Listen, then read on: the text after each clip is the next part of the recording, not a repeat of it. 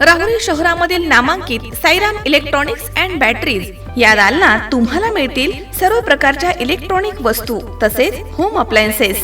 साईराम इलेक्ट्रॉनिक्सचं नातं आहे खास। प्रत्येक घरात गुणवत्तेचा विश्वास। उन्हाळ्यामध्ये थंड कूल करण्यासाठी AC, fridge, cooler, deep fridge यांची भव्य अशी रेंज। साईराम इलेक्ट्रॉनिक्स खरेदी विक्री संघ, नगर मनमाड रोड, राहुरी। तेव्हा आजच साईराम इलेक्ट्रॉनिक्स या दालनाला भेट द्या आणि आनंदाची सुरुवात करा।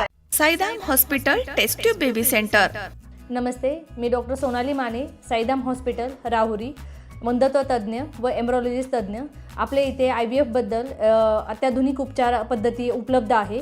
तर त्यामध्ये IVF, ICSI, embryo donation, egg freezing, sperm freezing तसेच सरोगसी माताबद्दल सल्ला पण आपल्या इथे दिला जातो।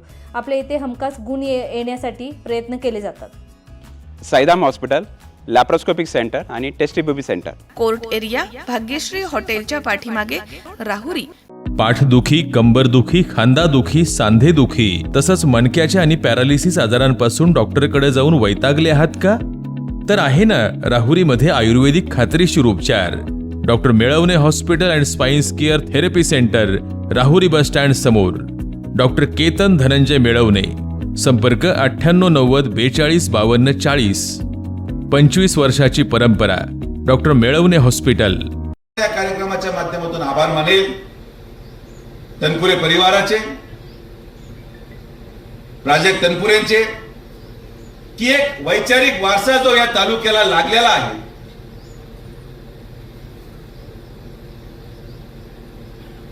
एक विचाराचा तालुका म्हणून महाराष्ट्रामध्ये राहुरी तालुक्याची ओळख जी स्वर्गीय बाबुराव दादांनी तयार केलेली आहे, तोच वारसा नातवानी देखील या निवडणुकीमध्ये कर्डिले साहेबांना श्रद्धांजली म्हणून अर्पण केला। ही राहुरी तालुक्याची ओळख आहे आणि ही ओळख आता पुढे कायम ठेवायची जबाबदारी कार्यकर्त्यांची। आणि म्हणून माझी कार्यकर्त्यांना विनंती आहे की या निवडणुकीमध्ये असा कुठलाही प्रसंग आपल्याकडून घडू नये।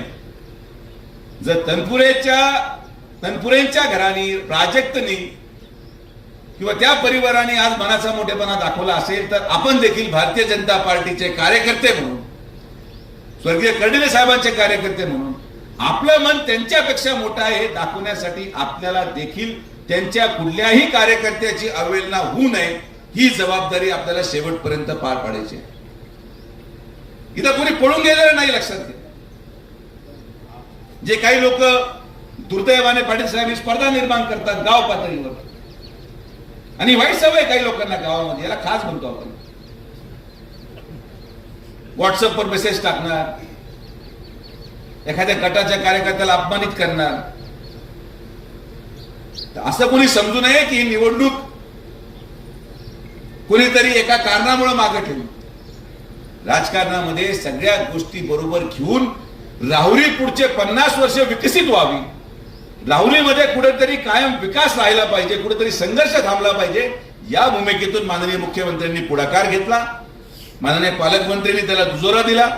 आणि जर आपण खरे भारतीय जनता पार्टीचे कार्यकर्ते आहोत, जर खरं आपण विखे पाटील परिवाराला मानत आहात, तर जर माननीय आपले प्रदेशाध्यक्ष त्यांच्या ऑफिसला जाऊ शकतात, जर आपले पालकमंत्री त्यांच्या ऑफिसला जाऊ शकतात, तर आपल्या कार्यकर्त्यांची देखील ही भूमिका पाहिजे की जर माझा नेता त्यांच्या ऑफिसला गेला तर मी देखील मतासाठी त्यांच्या कार्यकर्त्यांच्या घरावर जाणार आणि अक्षरसाठी मतदान मागणार, ही भूमिका आपली पाहिजे। आणि आता ते समजून घ्या, अजून 6 महिन्याच्या प्रवासामध्ये तुम्हाला देखील या तालुक्यामध्ये कमळ सोडून दुसरं चिन्ह मारायला संधीच राहणार नाही। इकडे गेले तरी कमळ, तिकडे गेले तरी कमळ, आणि कमळच कमळ। या भूमिकेतून आदरणीय प्रधानमंत्री नरेंद्र मोदींचा हात बळकट करण्यासाठी एक महायुतीचं सरकार, आणि ही जबाबदारी खरं तर आम्ही नामवंत दिली होती, पण नामवंत थांबा जरा, पाटील साहेबांची चर्चा झाल्याशिवाय मी काही निर्णय घेऊ शकेन का? आपल्याला कुठली तडजोड ही आपल्या कार्यकर्त्यांची नाही, कार्यकर्त्यांचा मान सन्मान हा कायम ठेवून एक असा मार्ग काढण्याचा निर्णय झाला ज्यामध्ये संघर्ष करणारे भारतीय जनता पार्टीच्या कार्यकर्त्यांची देखील अवहेलना होणार नाही। आणि त्याचबरोबर राहुरीला जर विकासात्मक दृष्टिकोनातून पुढे न्यायचं असेल तर आपल्याला देखील भविष्य कालावधीमध्ये डोकणे सर मी आवर्जून सांगतो की ही 2026 किंवा 27 ची निवडणूक ही या विद्यमान राहुरी विधानसभेची शेवटची निवडणूक आहे पाटील साहेब. यानंतर मतदारसंघाची पुनर्रचना होणार. मतदारसंघाची पुनर्रचना झाल्यानंतर कोण कुठे चाललंय, नगर तालुका तिकडे गेला, राहुरी तालुका इकडे राहिला, लोकसभेची पुनर्रचना झाली.